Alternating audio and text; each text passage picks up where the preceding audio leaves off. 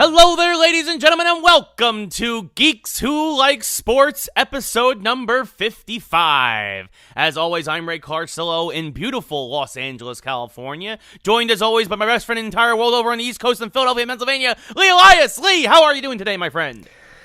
Ray, today's a special day because no matter when you're listening to this episode 55, I can wish you a happy May the 4th, which happened on Monday, whenever you're listening to this. And it's my pleasure, as the Star Wars historian on this show, to say, may the 4th be with you all. Yes, that is a fantastic sentiment. When this airs, we will be on May the 4th, so this is our special Star Wars episode. We will be talking about the reintroduction of Star Wars season later in this show. We have a lot of great stuff to get to. Yes, it's back. Star Wars bonus Star Wars. It's back. They figured it out, and I'll explain why that's significant. Today on the show, take a look at your listings. By that, I mean the post or description to find out when I'm talking about it, but you should listen to the whole show. Let's be honest. It's going to be a good show today. It's going to be a really good show, but at least said if you like he said, if you want to jump ahead, simply look down at the post description. We have the time code there for all the topics we're talking about. We will talk about Star Wars later, but we're going to kick things off today with sports. But we got a lot of stuff. We got a lot of game stuff today. We have a lot of Star Wars stuff. We have a fair amount of sports stuff, baseball, basketball, but we're going to start off with a great story, real feel-good story considering the everything going on in the world right now. Super Bowl champion and Kansas City Chiefs offensive guard Laurent Duvernay-Tardif actually has his medical degree. He's actually a doctor of medicine. The only reason why he's not a doctor is obviously he's playing football and he has to do his residency, but because he has training, he went to his hometown of Montreal and volunteered as a nurse, and they put him into a long-term care facility. So if you're in a particular long-term care facility in Montreal, you might be taken care of by a Super Bowl champion right now, which is pretty awesome, but it's also a really great feel-good story to see somebody like this giving back like that. We should note, we hope you're not in an intensive care unit place in Montreal. Yes, no, of course, yes. Because as awesome as it is to be a Super Bowl champion, if you're in that ward, you probably don't care. But it's still a great story. Sorry. Still a phenomenal story. Yes, we hope you're okay in Montreal. Yes, I had to save you there, buddy. Sorry. Thank you. Yeah, I didn't. Yeah, obviously, I was not wishing anyone any ill will. But it's a really good, like we said, we wanted to start things with awesome. A good story. Yes. The Super Bowl it's a phenomenal story. It's a super phenomenal story. It just shows there's a lot of good going on out there in all different various places in life. A lot of good, and this does not take away from that. I just didn't want someone to write at the bottom like, "What, Ray? You want people to get coronavirus so they can be the Super Bowl champion?" That would be weird, and that's not what he's saying. Yeah. So now that we've saved that segment, we can continue. Yes. Although I wouldn't be surprised if there's a hardcore Chiefs fan out there who's thinking to themselves, if I could get sick and get to Montreal. And we're telling you, sir, don't do it. Yes, don't do that. We know there's somebody out there who has that thought in their mind. But from Geeks Who Like Sports, formerly I'm Ray telling you, don't get coronavirus on purpose. Ray just out here planting seeds for Chiefs fans. No, I wouldn't do that. I have no problem with the Chiefs. The Giants and the Chiefs, there's nothing there. You know, if it was the Redskins, Eagles, or Cowboys, I think you're being serious. But he's not being serious. I'll let you pass this time. No. We all, of course, only wish the Chiefs Nation and all their fan base well. Happy Super Bowl! You still won. Yes, that's right. 2-time champs now. Super Bowl 4 and Super Bowl 54. So congratulations to you guys. But yes, that's our feel-good story to kick things off. We will move. Not much else to say there, aside from it being a great thing. Again, we got a lot to cover today. The next big news, this is actually huge. Disney. So we've been talking a lot about WWE here on the show the past few weeks and their trials and tribulations, and of course the folding of the XFL 2.0. Well, now Disney, who is thriving right now during this time because of Disney Plus and because of, shouldn't say thriving, but still doing very well for themselves. Onward did very Disney's well. Being Disney. Right, Yeah. exactly. In terms of video on demand, it's been floating around now. Dirty Dutch Mantrell, for those of you who don't know, formerly known as, or better known possibly to WWE fans as Zeb Coulter, longtime wrestler and manager in WWE, leak that he heard from his sources within WWE that Vince is thinking of selling to Disney. Everything, not just the network, not just certain aspects of it or pay-per-view rights, everything to Disney, and just have WWE become another part of that massive conglomerate that is the Disney Corporation. Lee, what are your initial thoughts on this rumor? It is kind of a bombshell type rumor, and it's one of those things as you start to peel away the thought process with that, it starts to make a lot of sense, and then there's a lot of other things too, like old man McMahon starting to think about possibly retiring. His kids probably don't want to say this too much anymore, in the sense of Stephanie and Triple H have kids and a life, and I still think Triple H will be running the thing. I don't think Disney's going to kick any of these people out. Right. Shane hasn't been seen in a long time. With the failure of the XFL, maybe he's just ready to move on. Like, look, Vince is a lot older than I think people realize. I mean, he's in his 70s. He's almost 76. Yeah. Yeah. So quarter century or 3/4 century mark, you might want to be retiring. Number one. Number two is Disney would be great hands to take it. With the financial situation of the WWE, with what's going on, I would say normally this would be a very bad time to sell, but it's worth so much that McMahon and his family can walk away, plenty rich with probably the most important thing, the legacy of the WWE intact. And I think that's probably way more important to him than money, because he's got plenty of money.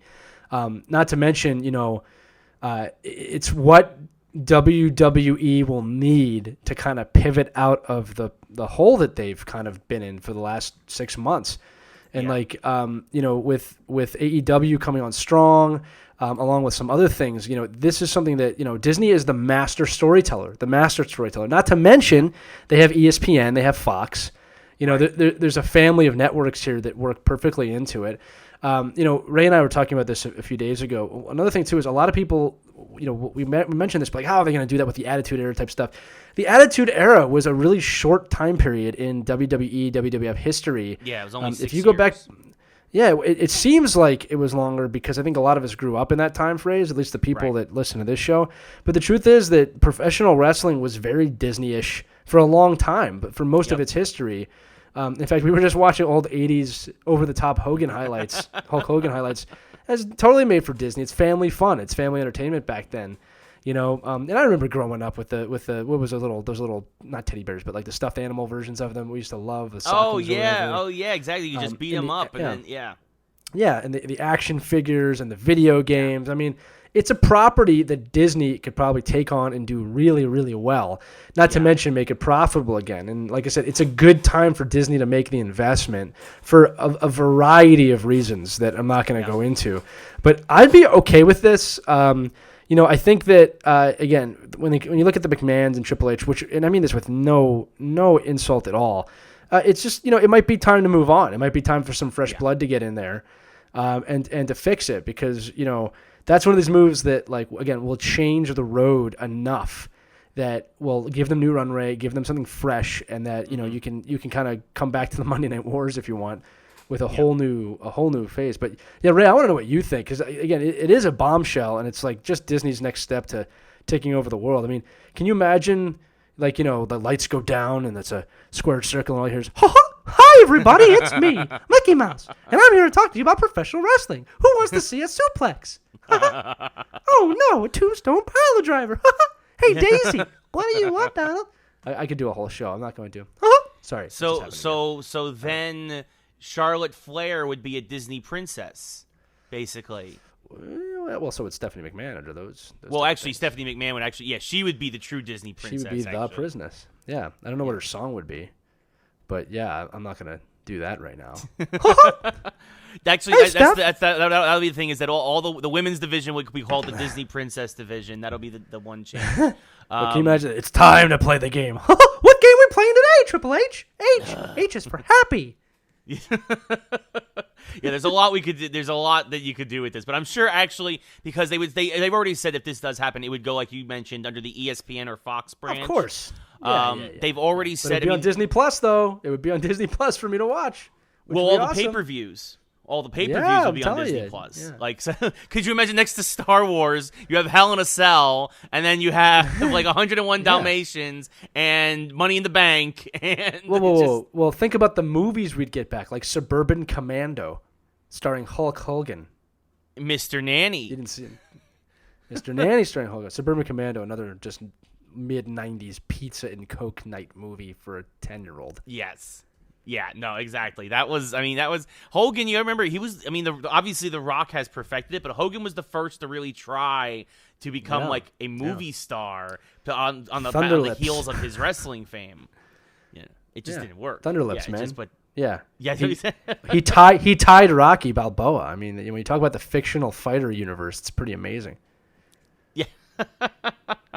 Yeah, no, but it is interesting, and of course, you talking about the promo earlier. When you tore the Hulkster shirt, Andre, you tore the shirt of all the little Hulksters out there, not just me. It was a classic when they signed the WrestleMania 3 contract. When signing contracts didn't always devolve into violence, it was more about the words said and the promo being cut there.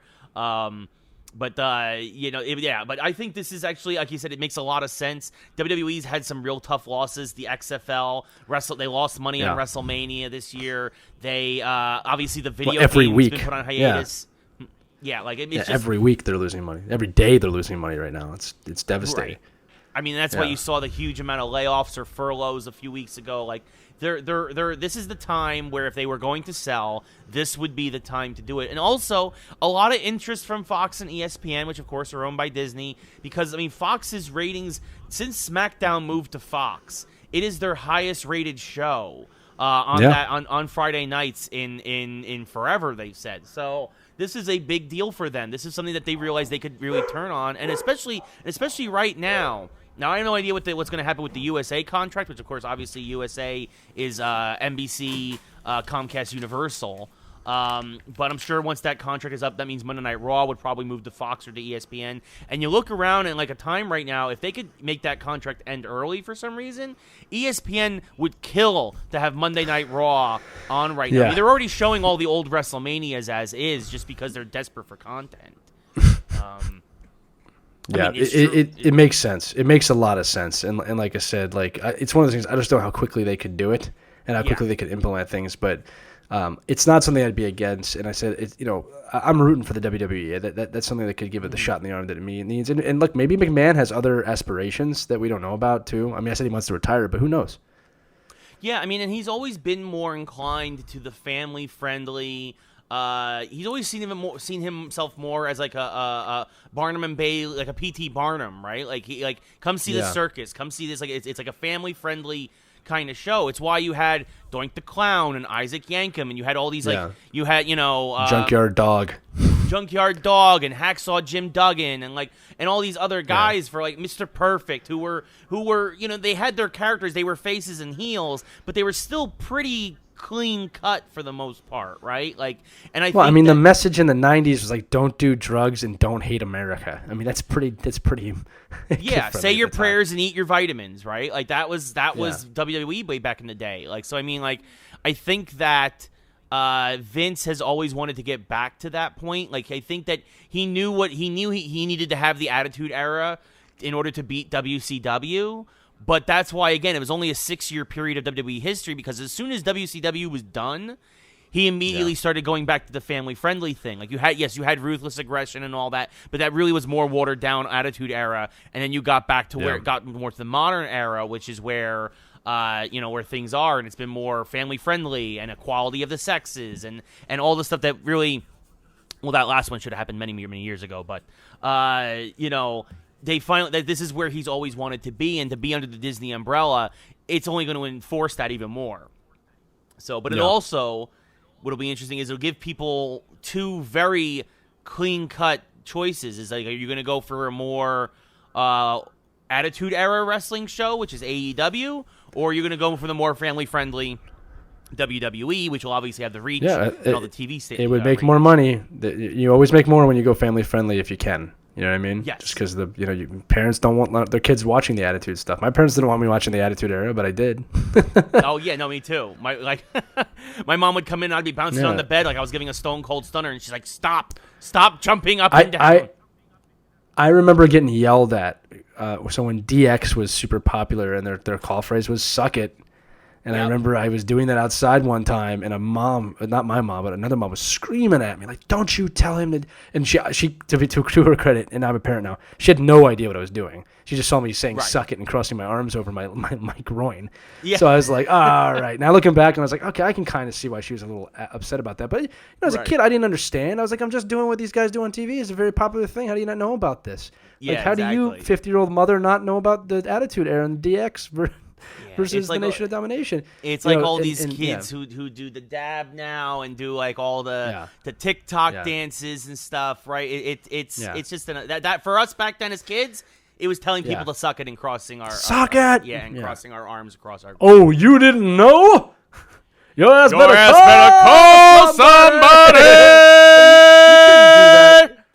Sorry. You couldn't do that. Ladies and gentlemen. Okay, we won't do that right now. I could do it. I could do it. Ladies and gentlemen, boys and girls, children of all ages, D-Generation X proudly presents to you WWE Tag Team Champions of the World! Of the world! Oh, God, I'm old. Road Dogg, Jesse James. The Badass Billy Gunn, the New Age Outlaws. And if you ain't down with that, we got 2 words for ya. Fuck it. Yeah, exactly. What's funny is first off, excellent work. First off, it was okay. It was all right. I can't believe my voice cracked on that. So the only problem with that was the best part of the routine. Yeah, I know. Yeah, and then X-Pac came running out before he ruined his life. Oh, I know. And then and then obviously Shawn Michaels and Triple H were the keys to that whole thing working, and there were some other characters along the way. Yes. But we could go nostalgia on wrestling another time. But yeah, look, I'm all for Disney taking over. I think it's a great move, and I actually hope this is one of those rumors that's true. Yes, no, for sure, I agree. And speaking of Disney and speaking of family friendly, let's now move into the NBA because the NBA might be. I know you thought we were going to go to Star Wars there, but we're not going to go to Star Wars yet. No, sorry, but that makes that. This is still a good topic, but. Yeah. Sorry. We're doing the sports part first. We're going to get the sports out Fine. Another rumor that's going around is that like all the sport leagues, we talked a lot about the NHL last week. The NBA is talking to Disneyworld to possibly have the rest of their season held there at their complexes down in Orlando. Wide World I've been there. And I've been to their sports. Yeah, I've been to that. There's more than enough room for them to do that. I've been there. Yeah, so I think that that is an interesting idea. Also, if you need to go to an arena, obviously the Magic Arena is very, very close. So you could probably get, and we talked about this even with hockey, multiple games a day on a single court. There's multiple courts, and you could probably get, you could probably catch up and probably have yourself a championship, probably just in time to start the next season, if need be. So it's an interesting idea that's been floated out there. I, for one, think it's. I mean, again, I would love to have sports back in any capacity. I think this is it'd be empty arena matches or games and all that other stuff. So, but Lee, what are your thoughts on the NBA teaming up with Disney World? Well, a few things. One is I got to reiterate: there are not going to be, in my opinion, any crowds at any games for a while. Like I said, I think whatever happens with the current season that's still in question and into next season, you will not be going to any professional sporting events for a while. I really believe that. And if you do, they're going to have to make you socially distance in the arena, which means they will only be able to sell probably 1/6 the capacity of the arena. If they do that, okay? So that's number one. Now, number two, I think this is a brilliant idea. I think it's a brilliant idea. It's good for Disney. It's good for the NBA. The Wild Water Sports, I've visited that, is an amazing campus at Disney World, number one. There's, you said, more than enough courts, more than enough capacity. And if I'm an NBA player and you tell me that I'm going to be in a quarantined open Disney World, right? Like it's Disney World and there's no one there. And these are players that it's not like LeBron could go to Disney World and just walk around, right? So if you told me if I was an NBA player or any sport that, listen, we're going to quarantine you inside the park, I mean, hell yeah. In fact, I'd get eliminated early just so I could go around the park and do all the rides on my own. And here's the thing. The NBA would have to make that stipulation. It's like, I don't want the wild world of sports. I want the Magic Kingdom. I want the Star Wars land. I want all of it open, okay? And I want to be able to go to all those things and then play basketball. I mean, it's a no-brainer. But seriously, half joking, because I'm not really fully joking about that. Yeah, it would make total sense to do it. They have the facilities. They have the security. I mean, it's a gated off place. It would make a lot of sense. And like you said, if they need to go to an NBA arena, there's the Magic's arena right there. Yeah. Do they play? I forgot what the name of their stadium, but and they could go there if they needed to have better broadcast capability or really more capacity for a crowd. Some playoffs or something. Yeah. Like maybe the final will be held there or whatever. Because there still will be a group of people at the game in some sort, probably families and things like that. Maybe not, but I'm all for it. I can't imagine any NBA fan would have a problem with that. No, I think this is a great thing, and I think it's again something to get us sports. And again, like we said, again, it'd probably be empty arenas or very, very sparsely populated arenas. It makes a lot of sense. Also, baseball, similarly moving closer to an idea. They have put forward. It's rumored now that a lot of people are getting behind a 3-division league where the American League, National League would be dissolved for 1 year. And it would basically be done by region. So you'd have an Eastern division of 10 teams, a Central division of 10 teams, and a Western division of 10 teams. You would only play your divisional opponents. So you'd also get some interesting matchups because that would mean the Yankees and the Mets are together. The Phillies and the Pirates would be together. Obviously, Phillies and Yankees, Phillies and Mets. Obviously, the 2 Florida teams would be in the East. Boston. You'd have some Baltimore and Washington would be together. So you have a lot of these natural geographic rivalries. Would Atlanta be with us, or would they be in the Central? So right now it's put forward that Atlanta would actually be in the Central. Good. Get them out of here. That's fine. Yeah. So they would be, So, and then probably it'd be like an 8-team playoff. You'd do 3 division winners, and then you would have 5 wild cards you would basically have your 3 division winners would be like, obviously have home field and probably the top wild card would. And then you'd have the roster divisions, and then you would have your bracket from there. I mean, it's a fascinating thing. And it would be 5 games at home against each team in your division, and then 5 games on the road. So it'd be like a 90-game truncated season. Just a little more than half of a regular baseball season. But you would only play your divisional opponents until you got to the playoffs, to limit travel and to limit the potential, because this way you would still have it at your home stadium, and like they're talking about also empty arena games, or like we said, like the NBA, very sparsely populated where they'll sell like maybe like 5,000 to 10,000 tickets in of obviously a 40,000 seat stadium. That's and you have to sit 4 seats apart. Yeah, right. So you would see things like that, but this way you could have baseball, and it would be a truncated season. Baseball is looking at that, and baseball's hoping to be up and running by the end of June, potentially. At least that's what everything that's leaked from their front offices, as they really desperately want to get things going right now. Lee, what are your thoughts on baseball's take on trying to get sports back in the Corona world? Yeah, so with all the sports, again, we always talk about maintaining the integrity of the game, right? Mm-hmm. And this is the first idea that has me questioning whether or not it does that. Now, I'm not against this idea, but like the NBA idea and the NHL ideas are all based on location. They also finish the season with the same amount of opponents and same postseason. Like nothing's really changed. It's just they're playing them in different locations at different times. This is changing the format of baseball. Yeah. So I'm not even saying I have an answer to this, but does that change the integrity of the game? And I told you if I was a major sports league, what I'd be looking to avoid is the fans saying, yeah, but if it was a normal year, they never would have won the World Series because of X, Y, Z. And I've said this before, that like whoever wins in the major sports leagues, it'll always be, that was the coronavirus year. That's the team that won during the coronavirus. But that's to be expected.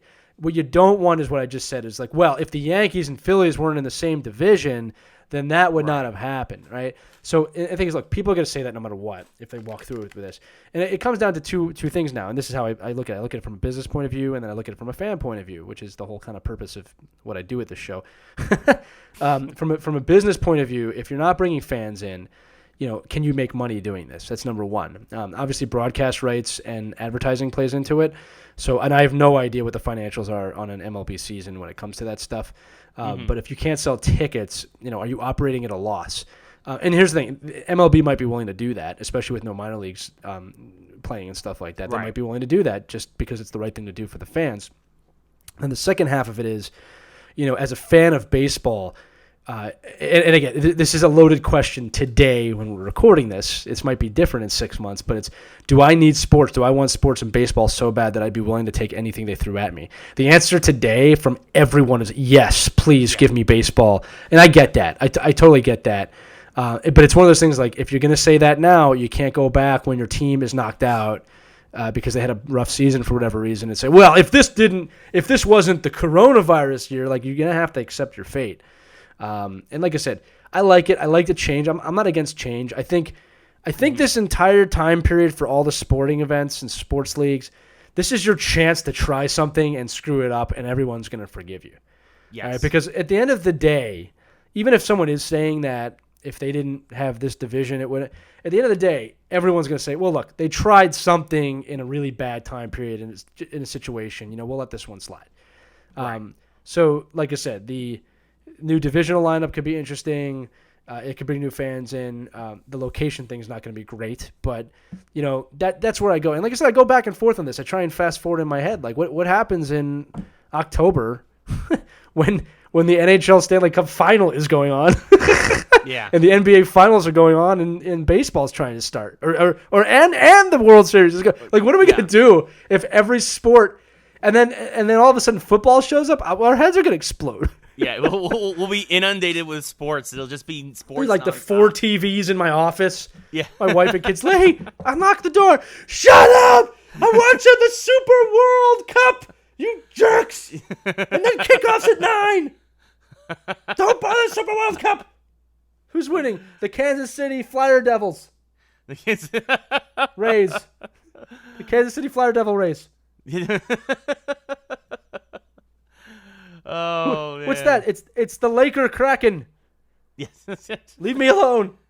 Oh, God. I mean, that would be crazy to have 3 possible championships all happening around the same time. Because, usually October is great because it's football, the World Series, and then the start of basketball and hockey. Yeah. But now to have it where they could be ending. It would be phenomenal. It would be exhausting, but phenomenal. But the reverse side is then you have nothing in the summer. Yeah, you know what I mean. Like I don't know. The reverse side is you would just have. I mean, they would readjust, but you would just have baseball potentially. Well, but here's what would happen. Like, let's run through this. If everything ended in October, okay, essentially except October, November, all you'd have is potentially football. That's it. There'd be nothing else. Actually, this is a great idea. That means just 1 month of an off season. Yeah, November there'd be nothing, and then everything would start again in December. Yes. I like this idea. Guys, we need to get on the phones. You need to talk to your local senator and tell him you want hockey, football, baseball, and basketball back right now so we can have triple championships in October. I'm sold. That's it. We don't need to do the episode anymore. I'm going to leave. Guys, we got to do this thing. Lee, no? Lee has left his microphone and his headset, folks. Here he is. Now he's back. There we go. I reminded myself I still have to talk about Star Wars. And that yes. We still have a Star Wars segment coming up, I promise you. But yes, no, I think this would be great. I think it's an interesting idea. Like you mentioned, it would be interesting to see how the fans reacted, because I remember when they introduced the wild card originally back in the mid-90s and how the old school fans pushed against that. What about interleague play? Interleague play, people lost their minds. Yeah, no, exactly. I was like, this is a good idea. Yeah. Yeah, it's like every other sports league has been doing this since almost the beginning. Yeah. Like, we can't play the National League. They're different from us. Yeah. Well, how are they different? Their pitchers bat. Yeah. We haven't done that since the 70s. Right. Next thing you'll tell me that disco isn't dead. Wasn't Babe Ruth one of the best hitters of all time? Shut up with your stupid points, National League. You wouldn't know a batter if you saw one. I don't know why I'm English, but I am. Yeah,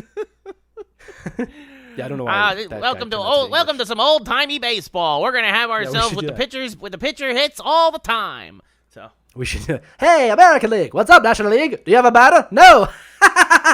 You idiots! Oh, the humanity! Oh, the baseball! That's gonna be another thing. Now we have to go on Twitch. So for those of you who watch the show, you know Ray does a Twitch stream. You have to do an entire Twitch game in that voice. Like a Terrence and Phillip voice, like, now, hi, Judge, Terrence. steps to the plate. Yes. Hi, Terrence. Pun's Altuve now. The cheater stepping up to the plate. He smells like farts. Yeah. No, but this is the radio voice, not the Terrence and Phillip. Like, Okay. Judge, step to the plate. Here's 4-5 today. Who will win? What a slabanaka. Oh, doctor. Welcome to some old-timey baseball. This is Ray Yeah, there you Garceau here as the Yankees take on the Mets here at an interleague play, and everybody's all up in arms over it. Man. Yeah. Meh. Okay, now after that, don't do that. Okay. Oh, there we go. We beat the idea to death in a matter of 3 minutes and 13 seconds. Awesome. Oh, goodness. All right, so now we can start transitioning into geek stuff using baseball. We're not at Star Wars yet, but we're getting there. We're getting there, Lee. Because we're talking about pro baseball, and now today was the end of the MLB The Show Players League. Today was the Players League Championship. Okay. That is a good segue. I'll give you that. That's a good segue. Thank you.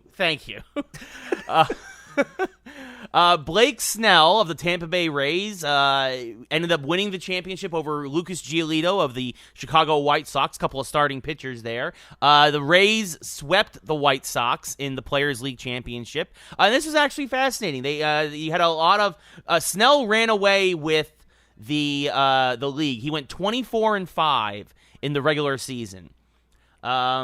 He ended up taking on Gavin Lux of the Dodgers in the first round, who was 19-10.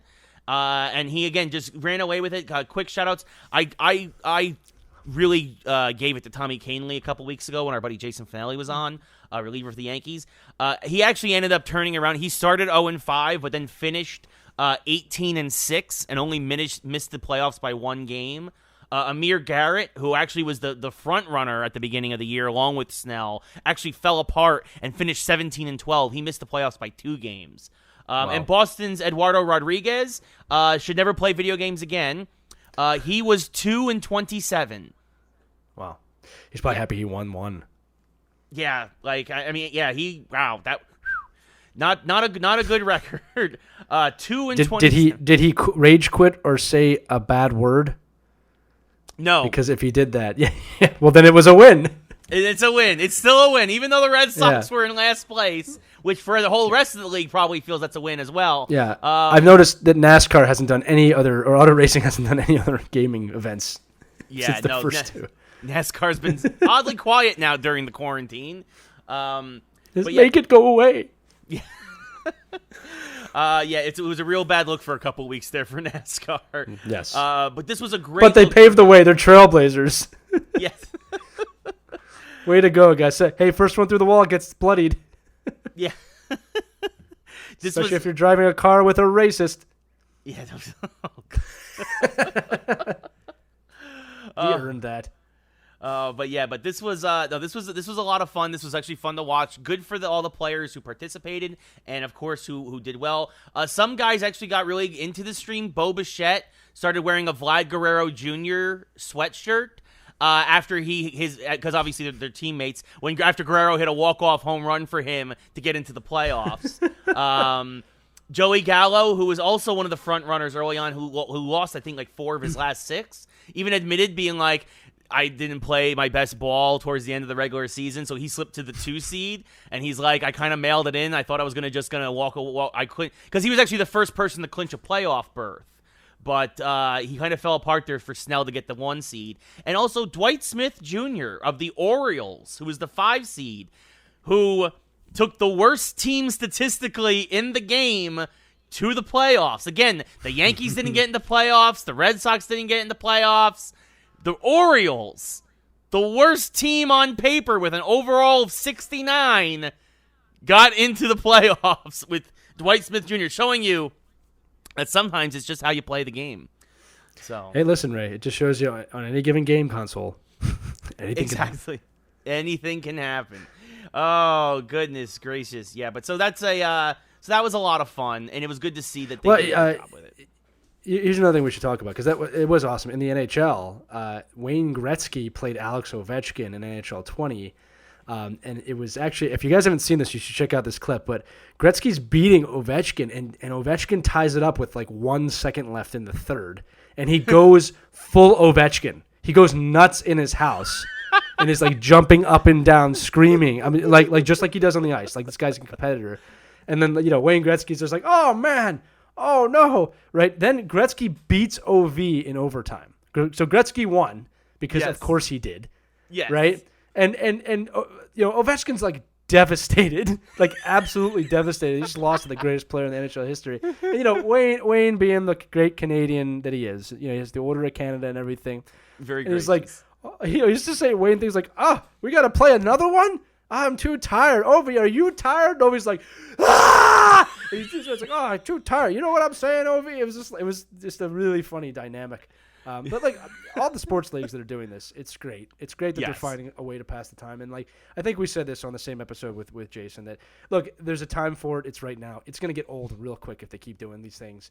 We're going to need real sports back soon. But it's been a nice little way to pass the time, and it's fun to see these guys just sitting in front of the TV doing what the rest of us do. But if you get a chance, to see this Ovechkin Gretzky game, even if you're not a hockey fan, watch it because it just Ovechkin's so into it, which makes total sense because he's a pro athlete. Yeah. Gretzky's like over 50 and is just like, I'm like way retired. Yeah. Not to mention, I had 61 records when I retired, and I have 60 today. So, and I'm pretty sure the one I lost is an All-Star game that doesn't matter. So, I'm okay. Yeah, I was gonna say. I mean, and honestly though, credit to Gretzky. Usually, like once you reach a certain age, it's harder to play games. Like your reflexes start to dull. I admit I've started to feel that the past couple of years. So for an over 50 guy to beat a mid 30s guy. I mean, again, it just shows how good he is. Here's my guess, dude. I'm guessing both of them don't play a lot of games because they're busy. That's also true. Yeah, so it's probably like an even playing field, and like maybe Ovechkin was gripping his control a little too tight. Maybe he was trying to do some things he shouldn't have done. Gretzky was playing smart game. Yeah. And Ovechkin, the tying goal with 1 second left. You need to see that. It's worth seeing. Yeah, and then him devastated at the end. It's worth seeing. Yeah. Oh goodness, so that's something I'll look forward to. But like Lee said, the gimmick will start wearing off sooner rather than later. But for now, this is a lot of fun. Other games who are that are of course changing or trying to keep us occupied while we're here in stay-at-home orders. Pokemon Go has had a lot of updates recently. It's not. What was that? Is that an Eevee? Is that a Pikachu? No. Let's find out. No, I don't know. I just turned my map on. It's a great game. All right. Actually, can I jump on this one? Yes, by all means. Okay. Yeah. So this was my segment. I asked Ray to add this segment. The main reason I'm adding this segment right now, if you hear anything about this segment before you fast forward, it's this. If you are not playing Pokemon Go and you have been curious about the game of like, I want to play, but it's been out for a long time and like, there's been years. Now is the time to jump in if you're a new player. Yeah. Because they are rehashing every old kind of quest that they've ever had. Most of the original Pokemon are out there, and there's a lot of incentives in the game that I won't go into specifically, but they're giving you a massive opportunity to level up very quickly, get a lot of the stuff you could only have gotten over the past 4 or 5 years when the game's been out in a very short amount of time. But this is also for a limited amount of time, meaning that if you don't jump in really this week, you're going to start missing out on things. So if you've been wanting to play this game, now is the time to do it. The other thing, too, is because the first updates they made a few weeks ago were really not great. They didn't work all the time. Yeah, this last update has been really good. Okay, so they seem to have fixed all the problems. And they've also made the game very capable to play on your own, but also from your house. All right, which was something that, there was a time period there, my amount of time I was playing this game, and I play this game every day. The amount of time I was playing this game was really starting to diminish because the game is meant to be played mobily and moving around and doing things. Yep. With these new updates, I find myself playing a lot more. In fact, I've been more active on the game this week than I probably have in the last year. And Ray will tell you I'm pretty darn active on this game. The other thing that they've added that's really fun is, again, I mentioned a minute ago, the quests that have returned, and they're returning for a week, and they're very easy to complete. And so the way my time in this game going, I was on this game at the very beginning for about a year, and then due to the military, we had to move, and I moved to an area where there was literally no Pokestops, no Pokegyms, and very little Pokemon. So I couldn't play for about a year and a half, right? Maybe even longer, maybe like 2 years. So when I came back in, I had missed a lot of aspects of the game. And as Ray knows, it's like it's almost impossible to catch up with some of them because if certain Pokemon aren't out, then you're not going to get those prizes. So the Pokemon that are prevalent right now in the game are the same Pokemon when the game started because I recognize them. In fact, Ray, I went on my first ever Pidgey. What's that thing where you get a lot of Pidgeys and evolve them really quick? Harvesting. Yep. So I did my first Pidgey harvest the other day, and I get like 29,000 experience points from it. I was shocked, right? So again, I don't want to go too into the game for those of you who don't play. Those of you who do play know what I'm talking about. Now is a great time to get into Pokemon Go if you haven't already.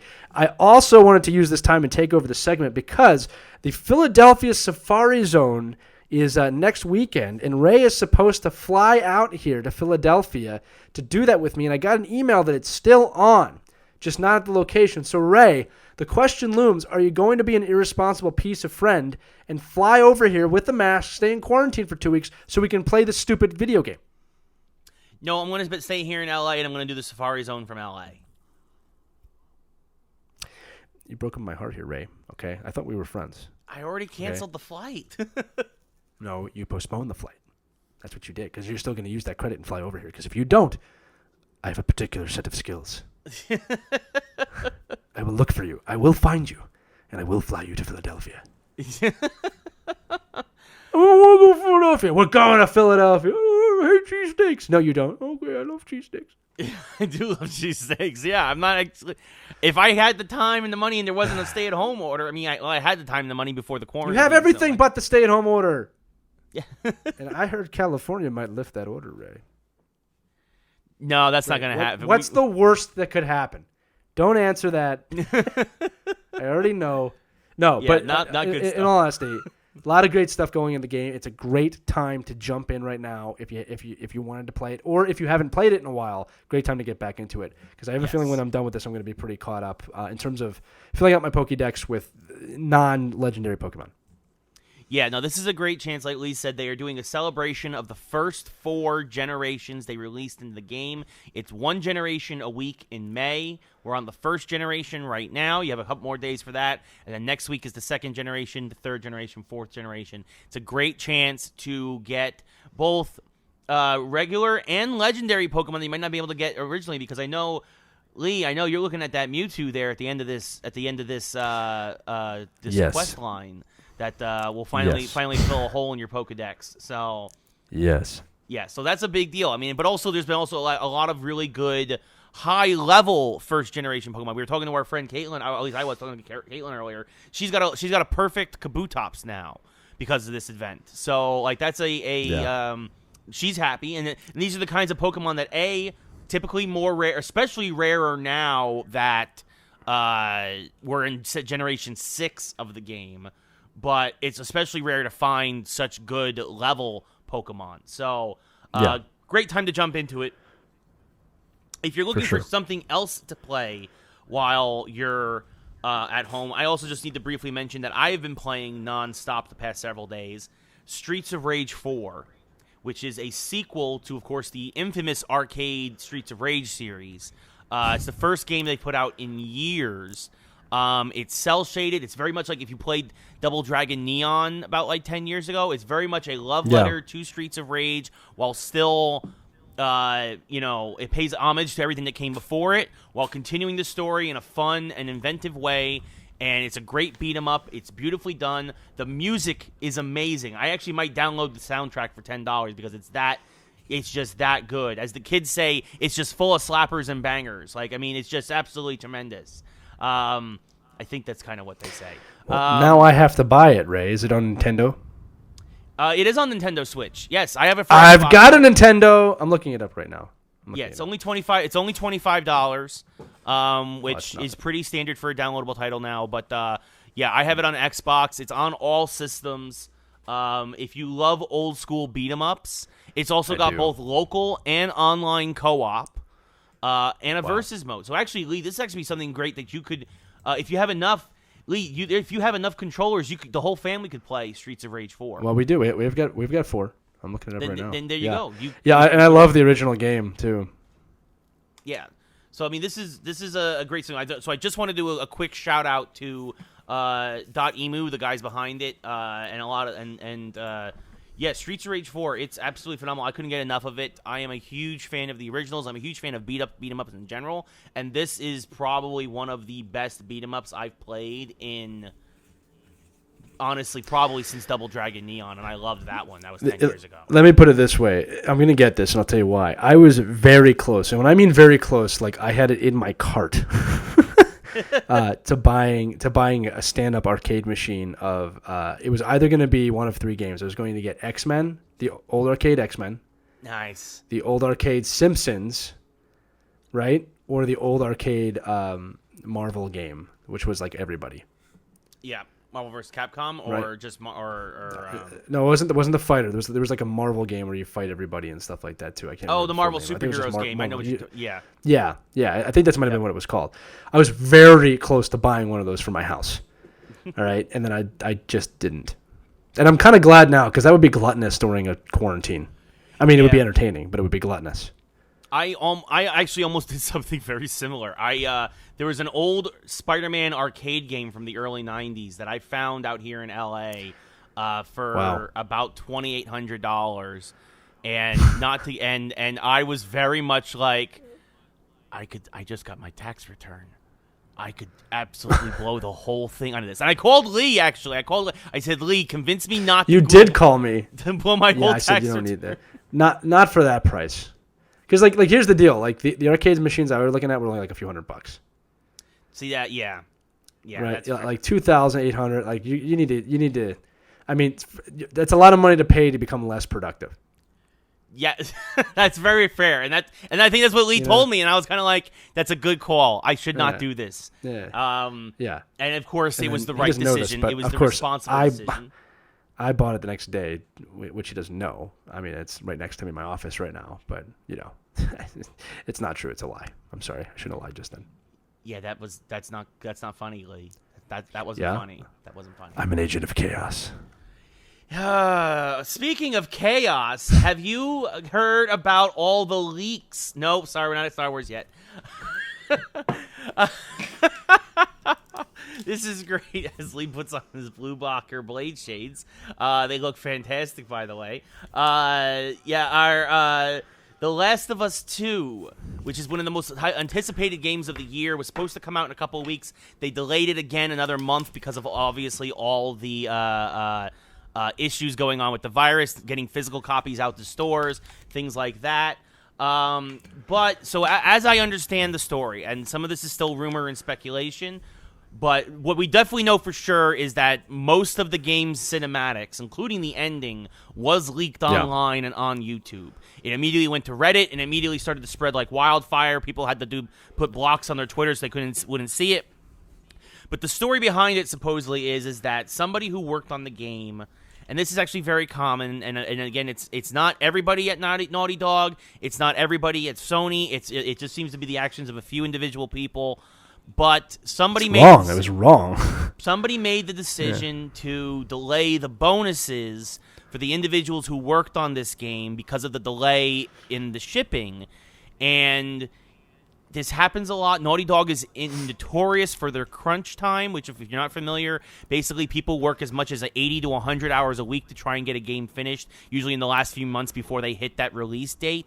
It's usually very, very taxing on people to the point where most people are given 2 to 3 months off in vacation after a game ships for them to recover. It's actually very common in the gaming industry, and Naughty Dog, it's particularly common with them.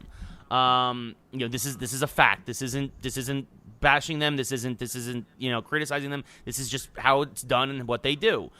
And it seems that somebody who was very, very disgruntled, probably extra stressed out because of everything going on in the world, probably really needed that bonus. And supposedly this individual was the one who leaked everything. And it's a shame because now the person who probably wasn't necessarily in their right mind based on stress and money issues and all this other stuff did something that will probably destroy their career as as undermine all the profits and all the hard work of everybody on this team for this game.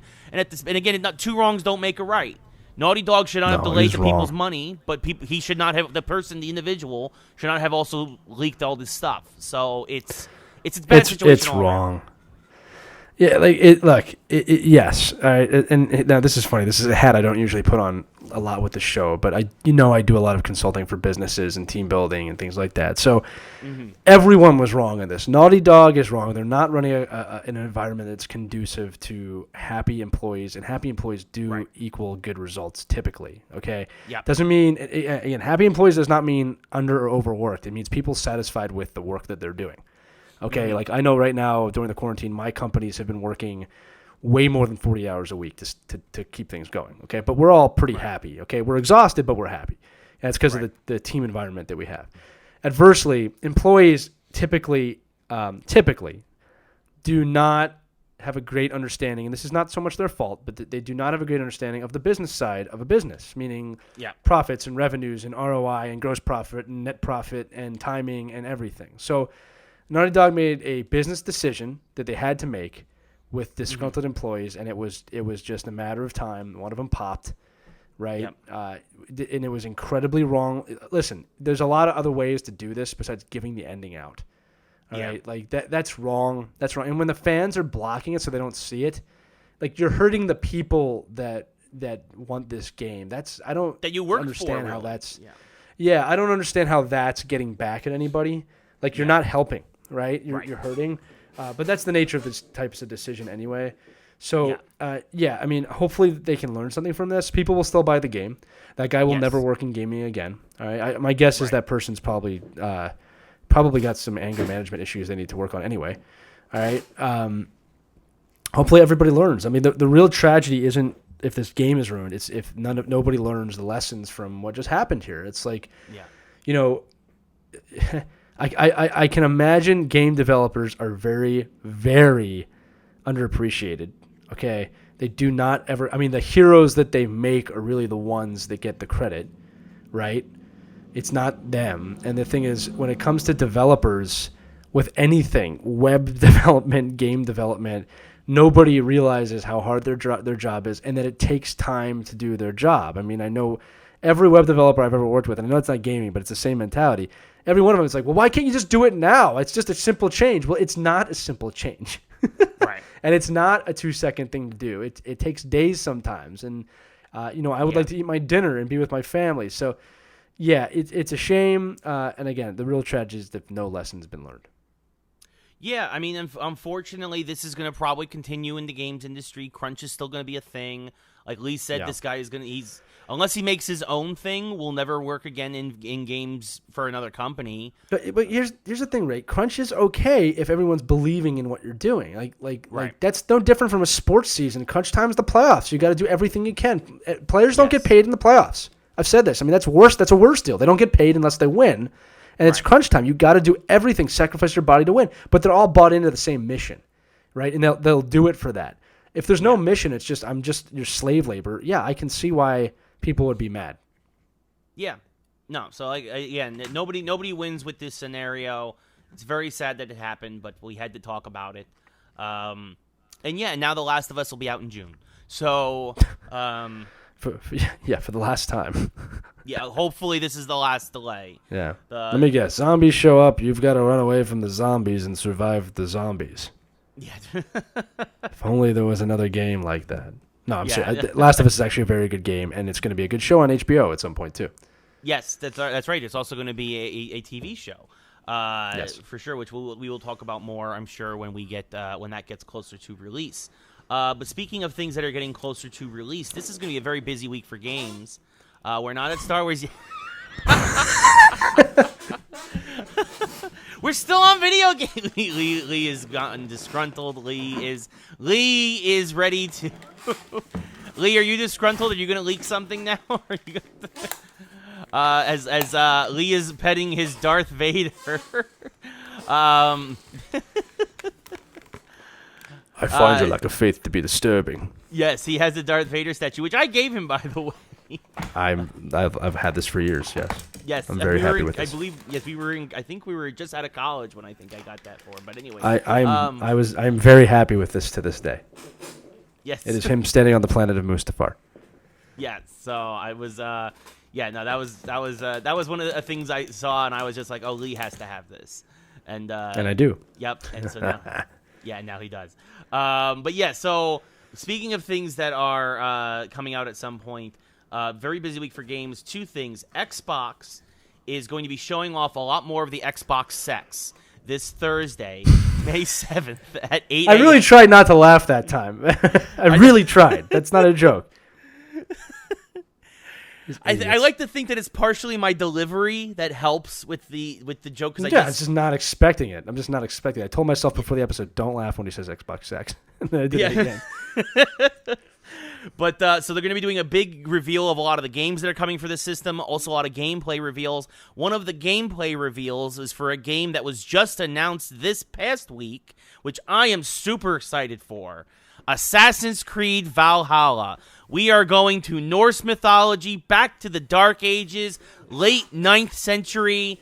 You play as Viking raiders. It's going to be awesome. It looks fantastic already. We saw all this crazy stuff with Odin. The main character has an overhand hidden blade instead of an underhand one, which completely, if you know the history of the hidden blade, know how big a deal that is. Basically, it's the Vikings saying, we're not going to cut off our ring finger for the sake of this hidden blade, because that would be self-mutilation, and that's dumb. And basically, yeah, they're gonna have to explain that, by the way, but that's okay. Yeah, they're gonna explain it, I'm sure, for sure. But like, oh, we should go underhand with this thing. Yeah, but it looks awesome already. I mean, you go to again late 9th century England. The idea is that the Vikings, who during this time period historically unified after the fall of Rome, everything had become very tribal in Europe again, and the Vikings kind of unified Western Europe and the British Isles, and this is as a Viking raider, going to unify it. But and this is historically true, King Alfred, who's also in the trailer that was released this week, was the one king in England who withstood the Viking onslaught and stayed independent during this time period. So it's going to be fascinating to see how Assassin's Creed weaves in this known history with their own fiction, with the fact that since this is the Dark Ages, there's not a lot of actual known history here. The little that we do know a little bit, but it gives them probably a little more freedom than they've probably ever had with the game. So it's going to be really fascinating to see what they do with this. It's slated for a holiday release. Gameplay reveal this week. Yeah, it's going to be exciting. One of the things, and you alluded to this, that Assassin's Creed always has done better than probably any other game, all right, is their commitment to history. In fact, Ray, you told me the other day, I'm not trying to take words out of your mouth, but you said that they use history as their playground. They start with the history and build the story on the history, which is very different when you think about it from other games. Now, other games have been historically based, obviously all of the Call of Duties and you know, all of those war games take place during a very specific time or a very specific mission. But Assassin's Creed, in every game that I've ever played or watched my wife play, is probably more accurate. The history is not just there; it's really rich and deep, and extremely accurate when it needs to be. And what I mean by that is obviously the characters are fabricated, but they go around real world events and they're involved in real world events. And I can remember playing Assassin's Creed 2 and Assassin's Creed 3 and moving on and everything in between, and just like, you know, you could really learn a lot from these games. I mean, a lot. Not a little bit, a lot. I mean, there's so many throwaway things in this game that have history in it. And what I mean by throwaway is like you don't really need to read the stuff to kind of continue the game. But I mean, and then the cool thing was when Assassin's Creed 2 came out, I was actually living in England. So like, you know, these games go to Rome and Italy and you know, Revolutionary War America. So they're going to places not only that I visited, but I'm living in. So like I remember going to Rome and then playing that game and like walking where I was walking in the game, but in the height of the time period. I'm a big history guy. I love history. Like, and it's only grown as I've gotten older. So I'm actually really excited to play this game for the historical context of it, to see where they're going with the franchise, because there's a game within the game, if you will, that I won't get too deep into right now, that takes place in modern times. But this game is championshiped. This game is championed. Sorry, I was having a mental note there. This game has championed history in video games for me. I don't know any other game franchise that has done a good enough job, because even like, again, even in Call of Duty or, any of those war games, it's like, yeah, okay, it's 1944 and it's D-Day, and that's kind of what you get. You know what I mean? And it's not uberly realistic. I mean, I remember what was the game with D-Day? The first time they did D-Day, Call of Duty. Yeah, it was 2, right? I think it's Call of Duty 2. Call right? of Duty 2, yeah. And I think Right, Medal and of Honor like, did it, I think, later. Medal of Honor 2, yeah, Medal of Honor's fallen off hard, obviously. But like Call of Duty 2, I remember they did D-Day. And it's like, look, D-Day lasted an entire day. Like, to get up the beach was an entire day. And in the game, it's gruesome and it's good, but it's 15 minutes. Right. And it's like, it just doesn't give you it gives you the gravity of digital war. And what I mean by that is, with all respect, there's no game or movie that's ever going to give a realistic war feeling. Okay, but right. it gave somewhat of a realistic, description of war, okay, for a video game. But it's not a playground like the Assassin's Creed worlds are. And I'm really excited about that. And like you said, it's a cool time period. It's historically accurate already. And then, like, for a next-gen type game, I mean, this is the game you want to start with. Yeah, I mean, it's already been said it will be on both Xbox One, PS4, and PS5, and Xbox X. So it'll be on all the systems when it releases this holiday. Again, tentatively this holiday, barring any kind of weird things around the world. Obviously, the world is obviously very fluid right now. But that's why they said they gave us a holiday window. So expect that if it stays true to form and everything goes well, probably mid-November. But again, that's just based on the historical aspects of the series. Could be a little bit earlier, a little bit later. They've also released in October and December before. So, but yeah. I just want to read this, just for those of you who maybe aren't historically inclined, right? I'm just going to read this one sentence about the Dark Ages to set up the game. All right. It says, the Dark Ages is a historical periodization traditionally referring to the Middle Ages, the 5th to the 15th century, that asserts that a demographic, cultural, and economic deterioration occurred in Western Europe following the decline of the Roman Empire. So, again, from one of the greatest ages of mankind to one of the worst, that's the playground we're going to be dancing in and murdering in. Yes, and it's only the second, and it's only the second time that we've been there. Like it's a millennia long, right? It's a 1,000-year period of history until the Renaissance finally, towards the end of the 14th and 15th century. And then what ends up happening in the only time we were there, Assassin's Creed 1, when with Altair in the Middle East during the Crusades. So that's the only other time we've been in this time period.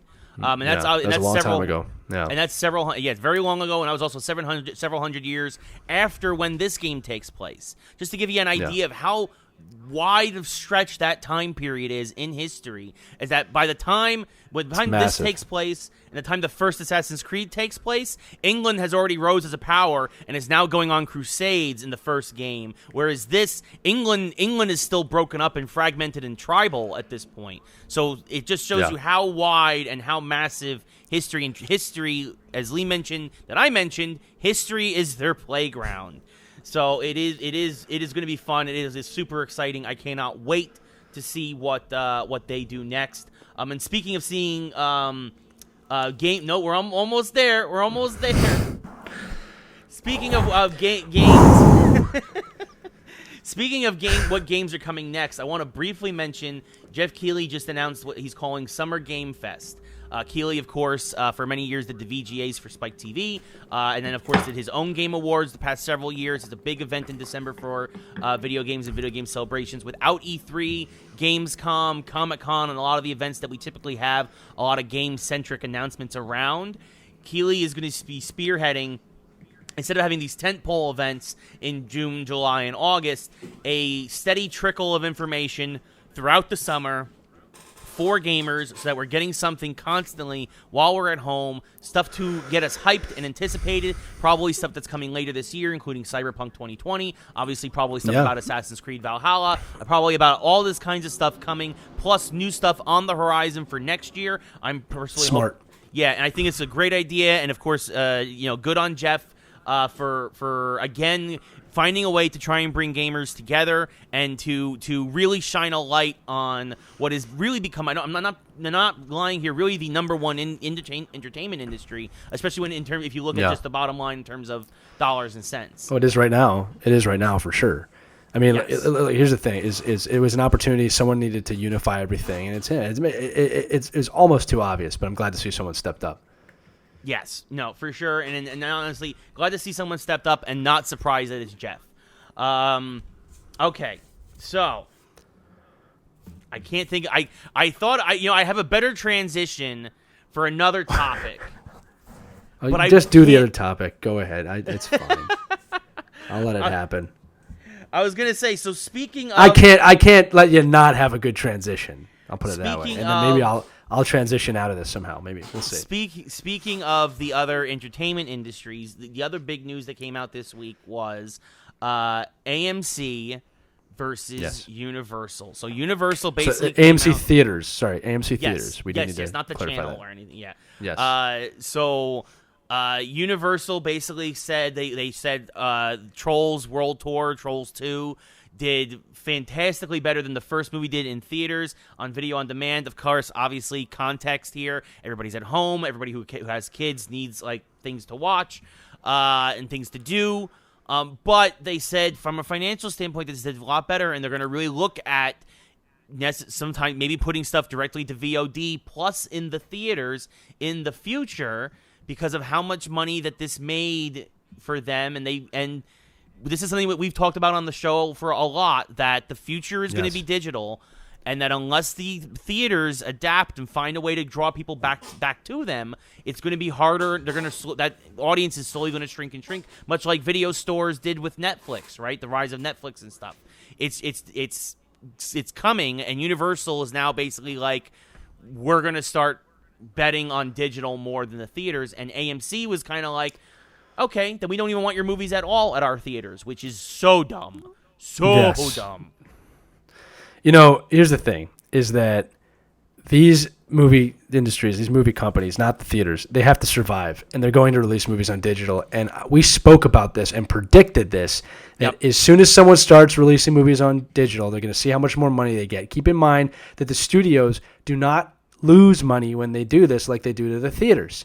All right, so the traditional model is...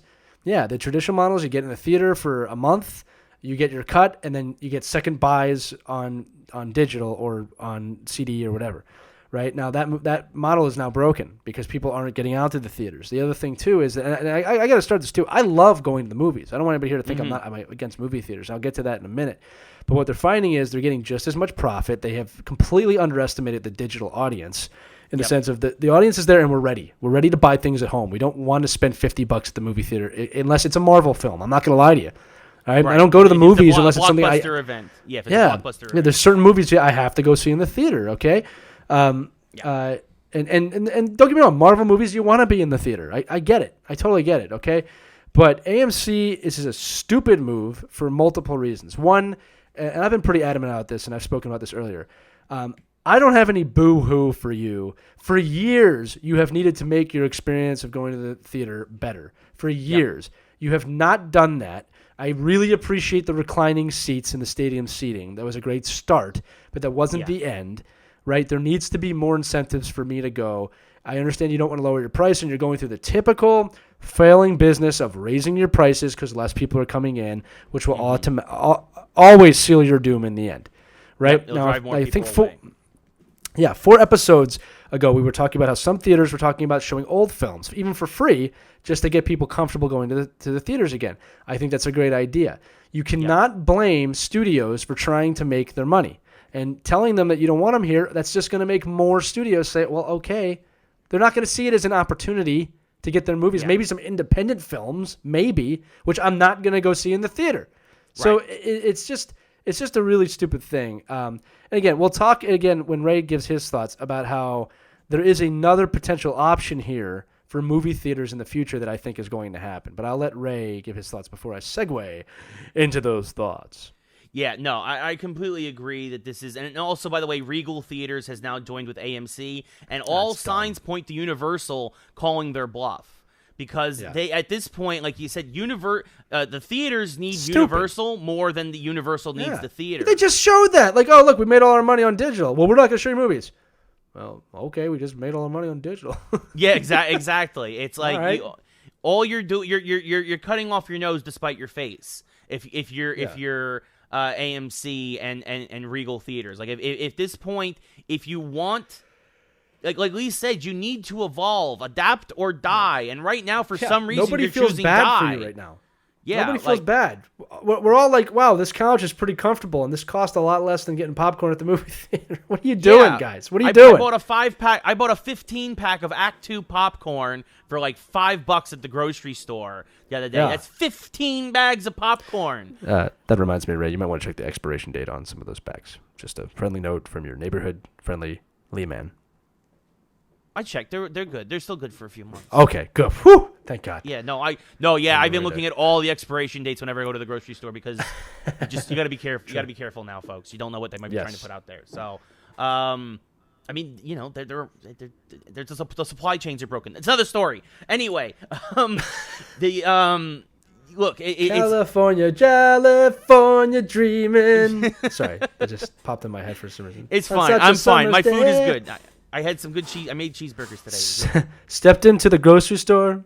I saw it along the way. Man, I got Act 5 popcorn on my knees. Quick aside. I will say this. The crazies are definitely out more in force now at the grocery store. I went to the grocery store last week, and there was a lady who was in the produce section, and she's staring at two heads of lettuce, like she's looking for the answers of the universe in these heads of lettuce. And I'm like, you know what? I can come back and get my fruit and vegetables later. So I go and I get my rest of the stuff, my milk, my meat, my other stuff. I come back like 15 minutes later. This lady is still staring at the lettuce, and I'm just like, I'm not gonna get lettuce today. If you take the red lettuce, you stay in Wonderland. Yes. If you take the blue lettuce, you probably die because it's probably food poisoning. Really bad. But it's just no. So that's my grocery store story. Trust me, there's a lot more there. Like it's just like, folks, you only think it's the end of the world, but it's not unless you make it the end of the world. Don't go to the beaches. Stay 6 feet apart, and it's just lettuce. You can go to the beaches, just stay 6 feet apart. Well, that's the problem. Is that's why they got closed back down again this weekend. I know, dumbs. What are you, a dumb? Yup. Anyway, we were talking about movies, and Ray, can I talk about my Disney theater idea? Yes. Speaking of adapt or die, Lee, tell your idea for adaptation to keep the theaters going. We're gonna buy the WWE. Okay, that's not it. But here's the deal. All right. There was a little-known law that has expired that essentially kept companies like Disney and Universal and major motion picture studios out of the movie theater business. They could not go in because of some sort of monopoly law or something, but it's expired, which has opened up the door for anyone like Disney to make their own theaters. If I am Disney right now, okay, in aggressive expansion mode, which they are, I'm looking at this situation like this is lovely. Go out of business, AMC. Go out of business. Because what I will do is I will create my Disney experience theaters, which will be better than any theater that's ever existed. Imagine if Disney and the engineers at Disney, or what are they, the Imagineers at Disney, decide, like, we're going to make theaters. We're going to buy all the AMCs and Regals when their cold corpses are sitting there after they go out of business.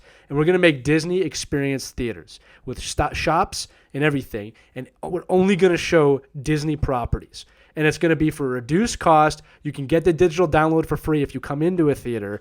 I mean, it's just a cash cow. And I would do it. I would absolutely take my kids to that experience because it's going to be great and probably worth the money. The other thing, too, is this. They can go either way on it. They can make it an affordable experience, right? And follow me here. They can make it affordable where maybe it's $5 tickets because they know you're going to spend $15 more when you're there on every person that you're with, right? And get the foot traffic. Or they can make it more of a Disney World experience where maybe it might be $100 to go, but you don't do it 16 times a year. Maybe you do it once a year, and it's a really big deal, and you get to go to the movies. I mean, again, I trust them either way on that, and they might be able to do both for all I know. All right? But, like, that's where I'm saying. The movie theaters, AMC and Regal, you are crazy if you think this is going to work.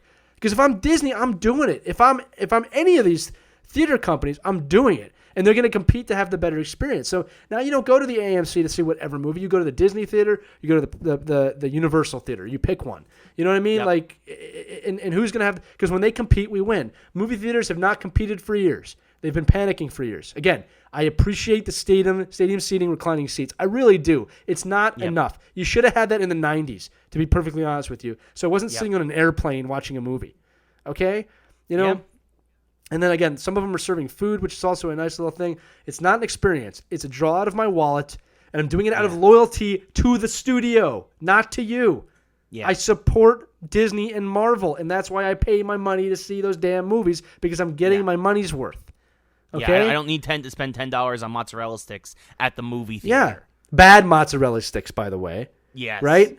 So speaking of Disney, Ray... Speaking of Disney movies, there's an interesting thing about the Hulk this week with the Soul Stone. That was fair. That was a fair segue. I can't not give you that. And all the Marvel movies. You know. That was fair. I can't not give you that segue. It's a good segue. It's something I want to talk about. Yeah, you were the one who brought the story to me. I did, but I'm gonna make you explain it now. So okay, so basically, a lot of folks out there are really desperate for content and need clickbaity articles, and this is something. Oh that we God, are they? Yeah, some of the clickbait is so annoying. Like, hey, did you know that like Captain America was a hero? Like, yes, that's the level of crap we're getting right now. Anyway, Ray, I cut you off. Go ahead. Yeah, no, but so one of the things that they came out and it's been confirmed now by obviously the directors of the Avengers films is that when Hulk used the Infinity Gems, that he was that he basically the gauntlet. Sorry, the gauntlet. Yeah. Yes, excuse me. Yes, he used the Infinity Gauntlet with all the gems on it. Yes, when he snapped everybody back, he much like when Thanos saw Gamora in the Soul Stone when he used it, that Hulk had to be temporarily transported there as well. And who would he have seen there?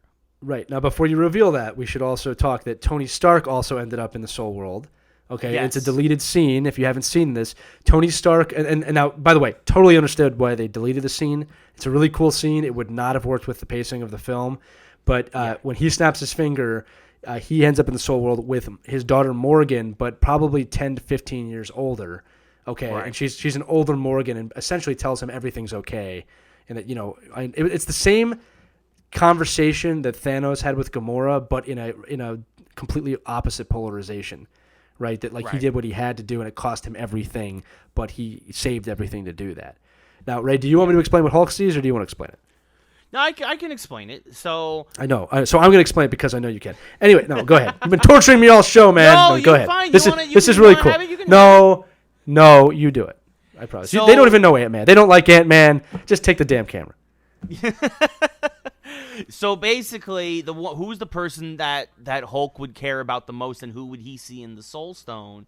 And basically, this has been hinted at over the course of the films. People were very much trying to ship these two, very much wanted to have a get together. He would see Black Widow, the person who sacrificed herself to get the Soul Stone to begin with. And this is also how Hulk knows that there's no way for him to bring her back, that she's gone forever, that she's in the Soul Stone. Tried. Because he tried, and that she basically it's theorized and basically pretty much confirmed that she tells him in the Soul Stone that it's okay, but that's it. She's done. She can't come back. So that's it. So Hulk. This theory. This is something that we all kind of assumed and kind of figured, but it's been confirmed. There's more to it. There's more to it than that. Yeah. What was that? Maybe I didn't tell you the full story. I said there's more to it than just her. Oh, well, good. Continue. Maybe. Okay. So there's also a version of this where he goes in and it's Bruce Banner and the Hulk together in the Soul Stone.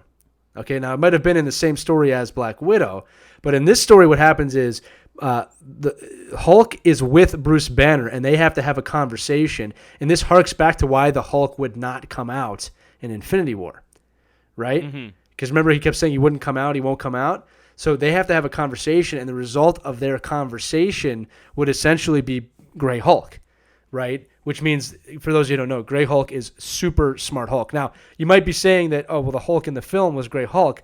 There's been a lot of debate over the Hulk in Endgame because it's much more Banner than it is Hulk. Right. Okay, there hasn't been enough discussion of that.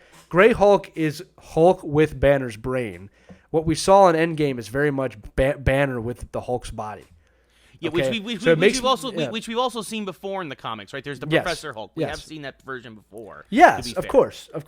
So this would have given birth to Grey Hulk. Now, what I think they could do, Ray, and we know that the Hulk is going to get a trilogy of films at some point.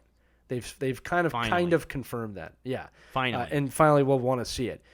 They could legit start that movie with him in the Soul Stone. Right? Yeah. So they could redo this scene, and that would be a great way to start the movie to connect it. Right? And then all of a sudden there's a title screen and we're someplace else. I would be totally for that. But Disney has done a great job at ending the Infinity War saga. They've concluded it well, and I'm happy with the way Disney has concluded one of their properties, Ray. So, just to be fair, folks, I want you to know, originally I did have this earlier in the outline for the show, and it just happened to go where it just seemed the transitions worked so perfectly for other subjects, and so we kept kicking the can and kept kicking the can. And now our last story of the day, before we get to our mashup, Lee, speaking of things that are coming to a conclusion in terms of Disney properties, Star Wars Clone Wars final season exclusive to Disney Plus. Some very interesting reveals in the last couple of episodes. We're recording this just before the series finale, but Lee wants to talk May about the 4th. May the 4th. So for May the 4th, may the 4th be with you. Lee, tell us about what's going on with Star Wars Clone Wars here in Season 7. Oh my God, it's so good. Okay, here's where I'm going to start. All right, this is spoiler free. I'm not going to give anything that you would not know from watching a trailer. Okay, so I hope that's fair with everybody. I'm not going to give anything away. All right, to give this premise, I have to make you understand this. Season 7 takes place during Revenge of the Sith. So essentially the season starts at the beginning of Revenge of the Sith and it will conclude at the end of Revenge of the Sith. So it's coinciding with the final episode. I said final movie. Episode 3, Star Wars Revenge of the Sith. Now, for those of you who know Revenge of the Sith, some of you might feel that some of the performances in that, acting-wise, were a little lackluster or the writing might have been bad. And you'd be right. This has completely redeemed that story. Not just the Skywalker story, but the story. And here's why, okay? This season very much focuses on Ahsoka Tano, who, as we know, is going to be a main character or a major character in the next season of The Mandalorian, okay? Mm-hmm. And in this season, Ahsoka, who is also a main character of Clone Wars, okay? So for all the 7 seasons except for 1, she's a major character. She is as Anakin Skywalker's apprentice. That's not a secret. People know that. And in a previous season, she was accused of treason by the Jedi Order, found to be wrongfully accused, and they acquitted her of those, but she left the Jedi Order because they didn't trust her, right? And I've always said this. The Jedi Order is incredibly flawed. They've always been incredibly flawed. I'm not a huge fan of the Jedi Order. Right? No. I'm a fan of the Force, right? I'm a fan of the Force, okay? So Ahsoka left, and this season kind of picks up with where she went and what she's doing, right? And yes, Anakin is in it and Obi-Wan is in it, but we're seeing Anakin and Obi-Wan and Mace Windu and Yoda and all these Jedi characters kind of between the scenes of Revenge of the Sith. So a lot of scenes will start with something you know from that film. Like I can tell you right now, there's a scene where Mace Windu, and again, I'm not giving any spoilers here, it's the scene where he goes, I sense a plot to destroy the Jedi. So you see that scene play out, and then you see what happens immediately after the scene where the movie goes someplace else. So it's beautifully interwoven. Here's the other thing. And again, this is not a spoiler if you've seen the trailer. Darth Maul plays a very prevalent role in this season, and it is brilliantly written, which you know I'm a big fan of good writing. Okay, it is brilliantly written. And again, I will give a spoiler review of this in a couple weeks. It is beautifully acted. They got Ray Park, who played Darth Maul, to come in to film lightsaber scenes for this. It is beautifully choreographed, The fight scenes are good, and it is unbelievably and easily the best animated season of this show they've ever done. You can tell they put a lot of money and time to making sure this was animated better than any other season that they've animated. Okay, I will also tell you this. We end up on Mandalore, okay, which is very important if you're watching The Mandalorian and you know how the first season ended. Mm-hmm. This is a very major transition point. There are characters that I believe we are seeing on Mandalore that we are going to see in The Mandalorian, right? So if you're a Mandalorian fan, you should watch this, okay? And I'll just tell you this. The last 4 episodes, so the first 8 episodes are pretty standard Clone Wars episodes if you've watched the show, meaning like there's about 3 to 4 episodes per arc. They tell different stories. A lot of it's closing or closure or advancing the story where it needs to be, in the Revenge of the Sith. But the final 4 episode arc is being treated as a movie. So it does not have the typical open that the Clone Wars has. It has 4 episodes in 4 parts, and it is very much filmed as a movie, and they all end up where they take off. But to see the interactions between Anakin and Ahsoka and Obi-Wan and Anakin and Maul and Ahsoka, I mean, there is some awesome stuff going on here. And because it's animated, they've been able to take the liberties that a 2-hour movie could not take. And they have completely redeemed, I'm going to say this again, the Revenge of the Sith storyline. They have completely reactivated Ahsoka Tano, who is a great, great character, the anti-Jedi, as I call her, right? The anti-hero that we need, right? And they've made me feel, I'll tell you this, the Anakin performance is probably, and this is not a shot at Hayden Christensen, who played Anakin in the films. I think that was just poorly written.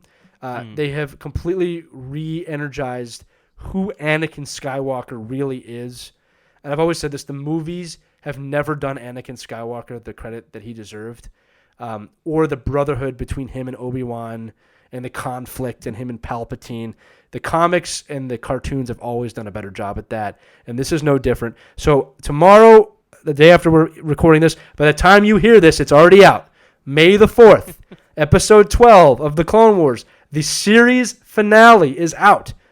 You can just watch the last 4 episodes if you really want to. You don't have to binge the whole thing, but you can binge all 12 episodes now on Disney+. It's only on Disney+. It is a gift if you are a Star Wars fan. It has my highest recommendation as a Star Wars fan. Go see it now. Woo! That felt good. Man, I've been holding that in for 1 hour and 20 minutes. Yeah. I've been trying to say it. Yeah. Ray, I mean, this is the best episode we've ever done. Yeah, I think this is pretty good. Star Wars is back, people. It doesn't go away. And I'm so happy. It's a gift. I love Star Wars. I love it. Ray will tell you that. It's the one geek property that I am slightly ahead of him in just in terms of fandom. Not love or knowledge, but just it's my thing. It's my thing. It's his thing. Yes. It's our thing. It's all of us. Star Wars unites us. Yes. May the 4th be with you all. Yes. My only point is, because I'm not caught up on this, my only point is I love how, from Lee's description of what we talked about, is how we now have basically the Jon Favreau universe of Star Wars. Yes. Right? Which is like, it's how he's interwoven his story with his characters, with Clone Wars, and obviously this is going to tie into The Mandalorian, like Lee mentioned, which is also a Jon Favreau property. And like how it's all going to interconnect in a way that makes sense, yet still keeps the movie storyline and timeline intact. And arguably, I think at this point is telling better stories than the movies were. Yes, this is something I'll go back to. Freddie Prinze Jr. gave this really great rant right before Rise of Skywalker came out, and essentially, like, if I had to narrow it down into one sentence, it's the Star Wars films are very simple. It's good versus evil. It's never going to go off that line. Yes, you can predict what's going to happen. Good versus evil. You know how the movie's going to end, and he's right. Right, like it's like if you look at Rise of Skywalker, for those of you who have or haven't seen it. It goes kind of exactly the way you think it's going to go. It's not really a surprise ending. There's some cool moments and some cool reveals, but it's exactly the ending you think it's going to happen. There was nothing surprising about the way that movie ended, right? We all agree with that, okay? What Favreau's universe does is everything in between good and evil. You don't know if characters are good. You don't know if characters are bad. And there's a moral compass that they don't know where they're at. If you're good in Star Wars, you're good, right? If you've turned to the dark side, you're bad. It's just so simple. Ahsoka is not a Jedi. She is very conflicted. In the show, Yep. Darth Maul is very conflicted. Not about light and dark, about other things. He's completely conflicted. The Mandalorians in this show, completely conflicted. All right? Yeah. It's really deep storytelling. Here's something people haven't thought about. Is the Mandalorian a good guy? Is Baby Yoda going to become a bad guy? We don't know, and that's the point. All right? We don't know. Mandalorian seems like a good guy, but he does kill people for a living. All right? Like you see what I'm saying? Like, He's like killed there's a lot of of things here. season. Yeah, okay, like some of them unfairly. So that's what I'm trying to say is that like you just don't know. You don't know where it's going to go. The Mandalorian it surprised me, I think, every episode with something. Just I didn't see coming, or it went a direction that I wasn't expecting. Star Wars doesn't typically do that, the films, okay? The Favreau universe understands that because he is one of the best geek makers in history, okay? Yeah. So between please start go watch kicking off the Marvel universe and now fixing like a lot of Star Wars stuff, Jon Favreau is like our patron saint right now. Like, Ray, please binge the last 4 episodes of Clone Wars. I know. I need to catch up. I know. I'm very. No. Just the last 4. I promise you. You can. I'm telling this to everybody. You can watch the final 4 episodes, and you'll be fine. I really mean that. Okay. I mean, if you want to watch some before, that's fine. Or if you decide to do that, all of you listening, if you decide to watch just the last 4 episodes and you're not sure about something, feel free to message me and I'll fill you in. I want people to see this because it's like another film. It's like a parallel film to Revenge of the Sith. There's an episode in there called the Phantom. So we all know the Phantom Menace. Yes. Was episode 1. There's an episode called the Phantom Apprentice. Like it's really well done. Yes. I can't say this enough. That's very good. That's awesome. Well, I'm glad you got that out of your system. No, it's it sounds great. No. Yeah. No. I'm watching the twin sunset of Tatooine, even though it's dark here and in LA right now. Yeah, I was going to say the sun actually, if you're watching my video feed, it's actually gotten darker and darker. The sun has officially set here in LA. So the only light now in my apartment is the computer screen that I'm talking to Lee with. I actually turned on my iPhone light just to give me a little extra light. So of course, I have lighting. Yeah, but that's well, different. Don't say it. Don't say it. It's a victim of circumstance for you, and I understand. Don't say it. Well, I was also going to say, well, yeah, we had the sun. I mean, it went down. It just, But one last thing we've got here, of course, is our mashup for the week. To go back, we've come full circle this whole episode. We've gone from talking about Disney and buying WWE to now Disney with Star Wars. But we also talked about earlier in the meat of the episode, the MLB Players League. So obviously this is real people playing sports and video games. So our mashup this week is what game characters could step out of their game and possibly compete in the real world. Kind of an extension of what we did last week with what game characters could deserve their sports franchises, but what game characters now... This is funny. Yeah, this is funny because like last week, for those who remember, I picked Little Mac to have a 10-part documentary series. Little Mac in the real world will get his ass kicked. Yes. Right? So there's Tyson no way that him. he could step out of the video game. Yeah, Mike Tyson would just kill him or have him killed with one of his tigers or something. He has tigers? Oh, he's got lots of animals, yeah. Okay. Him and Michael Jackson probably would have been good friends. Honestly, I mean that seriously. Yeah, that makes a lot of sense. Okay. Anyway, good characters I think that would come out of the video games. I mean, yeah, I don't think any Nintendo character would actually do well. I don't think any Nintendo character. Metroid would be fine. Samus Aran. Yeah, Samus would be fine. Samus could. That's true. Maybe I could see her doing something. And that's. I mean, maybe no. I don't know if Star Fox could handle it. I think Samus is the only one. I think people would freak out over an anthropomorphic fox trying to play sports. I don't think Star Fox would. What would you know? Whatever. But I think Gordie Howe did it. Yeah, I think the ones who would do well would probably like Master Chief, Marcus Phoenix, guys who are. I mean, they look like they're built for football, built for maybe even hockey or something, but like bigger, bulkier guys. Especially as Lee loves to talk about the 90s era of hockey for sure. Those guys would have done well, I think. But not their bulk wouldn't help them too much in today's game. Now, here's a question I didn't ask you before we did this. So just to be clear to everybody at home, this is only video games. We're not talking comic books or anything like that. So not even comic book properties in video games. It has to be originating as a video game. Do they get their powers in the real world or not? I think so. right? Okay. But I mean, that's 'Cause why like that Marcus helps Phoenix me. and Master Chief work, because they're really just soldiers, right? Like they're But see, now this gives a whole other throw in it, because now Max Payne, who can slow time down, becomes a very realistic person as well. That's true. If he's playing baseball and he slows the pitch down as it's coming towards him, bullet time, Yes. he'll hit a home run every time, or at Exactly. least he'll be able to tell, Every that's time. gonna be outside, that's gonna be a ball. I can tell by the slow rotation what it's gonna do. And I guess Prince of Persia might fall into that now too, but he'd probably Yeah, he'd Sands probably of be really Time. naive. Yeah. He wouldn't know. He would keep trying to slice the baseball with a sword, and he'd get ejected every time with that. After that, so Yeah. Um, Well, we just read a story though about, and I don't know if you know this. There was a baseball game, not professional, that ended with a score of 2.5 to 2. Yes. Because yes, a this player is brought an hysterical. axe into the game and he cut the ball in half, and one half of the ball went out of the park and one stayed in, so they won 2.5 to 2, and that is absolutely a baseball thing to happen. Yes. No, this was like the late 19th century, and because a lot of folks don't realize this, but the reason why you ever hear this saying "hit the cover off the ball" is because a lot of supplies for Major League Baseball were very limited in the early days. They didn't have the money that they had now. So you had maybe a couple of baseballs a game, maybe a couple of bats that were shared between all the players, like a couple per team. So if the bats broke or the ball, and here's the thing, a ball, you gotta remember, a ball is basically changed after almost every pitch now, right? Or a few pitches at least. You have buckets of balls. They had like 2 balls. And what would happen is I realize, yeah. Of course they did. I didn't say anything. But of course they Had did. to go But that no. way. Could have But picked what 3 or happened- 1 or 4.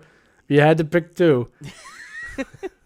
But what happened is basically they would hit the ball so much that the laces and the leather would start to come undone and it would fall apart. You could knock the core out of the cover. So you would knock the cover off the ball. There's a great scene in The Natural that depicts this. Yeah, so it's Roy Hobbs. It's something that was actually very common back then. So the idea that they would run out of a bat, that the bat would break, they wouldn't have a bat anymore, and so somebody would get an axe to try and just keep playing the game makes perfect sense. Yes. And I'm so glad we've advanced past that in baseball now. God bless America. Yeah. Ingenuity. Yeah, but that is the origin of that story. But yeah, so my picks are either like Master Chief or Marcus Phoenix. Probably Marcus, really. I think Marcus would be like a great football. Well, I mean, obviously, Coltrane, who in their term of thrash ball, which is a fictional sport in the Gears of War universe, he was a pro athlete. He was a pro athlete, and it's very much it's a football / rugby kind of sport. So he would transition perfectly into the real world. He's already a football player. Yeah. I mean, I could do a list of people who don't belong in modern day, like Pepsi Man, the Noid. They probably don't belong. The 7-Up dot. Yeah. I mean, I'm not even convinced Mario could make it as a plumber in this world. Yeah. And that's his profession. But I mean, it's great that he found a kingdom, but he hasn't been a plunger in years, or a plumber in years. So, yeah, I mean, I think your picks are good. I mean, we obviously want to know what you think, so make sure you comment and let us know what video game originating characters could work in the real world realistically, could make it. I think Max Payne is absolutely one of them. Yep. And like I said, you'll start thinking things like, like GoldenEye. Like, well, that's not an original thing. That's a movie. Right. So you got to think, like James Bond doesn't yeah. count. Yeah, then you'll think like Perfect Dark, and the answer is no. Joanna Dark could maybe be a decent athlete. If there's no aliens, there's no point. That's fair. But I think, what about Red Dead Redemption? No, I don't think those guys could do it. I don't think those guys would. No, I don't either. Make a posse, and then you have to go online, and no one's there. They could play like World Series of Poker. That's what they could probably do. That's fair. Yeah, right. Do that. What about The Witcher? Geralt with his magic, Geralt. with his powers, Geralt could totally do it. Yeah, that's a good He could point. be a good card player. Yeah. But yeah, we want to know what you guys think though. Comment below, let us know, and thank you so much for listening. We are going. This I think this might be our longest episode ever. So if you we'll find out. It was a good one though. It was a good one. This was actually, I do believe, like Lee said earlier, I think this is one of our best episodes. I think this, and we appreciate everybody who stuck along for the whole ride. Like we said, we covered the whole gamut from pro sports to geekdom, and that's why we are the geeks who like sports. Tell your friends. Yes, tell your friends. We got a lot of good stuff coming on the horizon, folks. We can't wait to start announcing some new stuff. Be sure to follow our Facebook page. Be sure to obviously follow our Twitter, Geeks Who Like SP1. Also our Instagram, which is the same handle, Geeks Who Like SP1. Email us at geekswholikesports@gmail.com. Follow me and follow us on twitch.tv/RayCarsoul. That might be getting an update soon, but again, that's part of the announcements that will hopefully be coming in the next few weeks. And yeah, for Lee, I'm Ray. Thank you all so very much for listening. We really appreciate it. There he is. There is Vader one last time. Lee pulls him in. We got the Star Wars season is back, baby. Until next week, folks. This has been Geeks Who Like Sports, episode number 55. Good night.